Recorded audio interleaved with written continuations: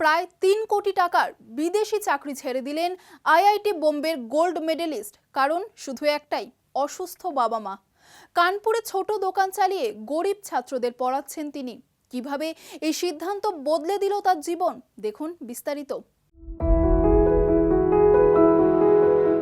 IIT বোম্বের এক মেধাবী ছাত্রের সিদ্ধান্ত এখন সারা দেশে আলোচনার বিষয়।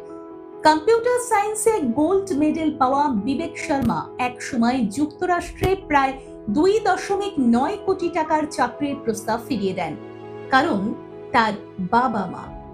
কানপুরের বাসিন্দা বিবেকের বাবা ছিলেন রেলকর্মী এবং মা টিউশন পড়াতেন।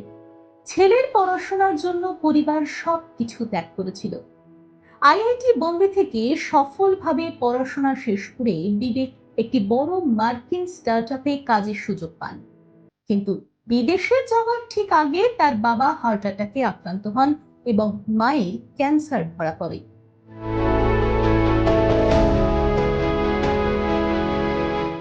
এই কঠিন পরিস্থিতিতে বিবেক বিদেশে না গিয়ে পরিবারকে বেছে নেন।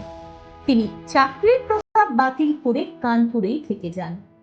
পরে সংসার চালানোর জন্য নিজের বাড়ির নিচে একটি ছোট মুদির দোকান খুলে ফেলেন। পাশাপাশি তিনি গরিব শিশুদের কোডিং শেখান এবং ফ্রিল্যান্স কাজও করেন।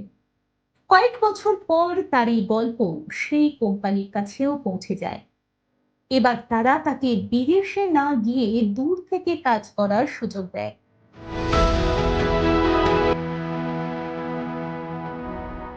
বিবেকের এই সিদ্ধান্ত অনেকের কাছে অনুপ্রেরণা হয়ে উঠেছে। তার কথায়, আমার বাবা মাই আমার সবচেয়ে বড় কোম্পানি।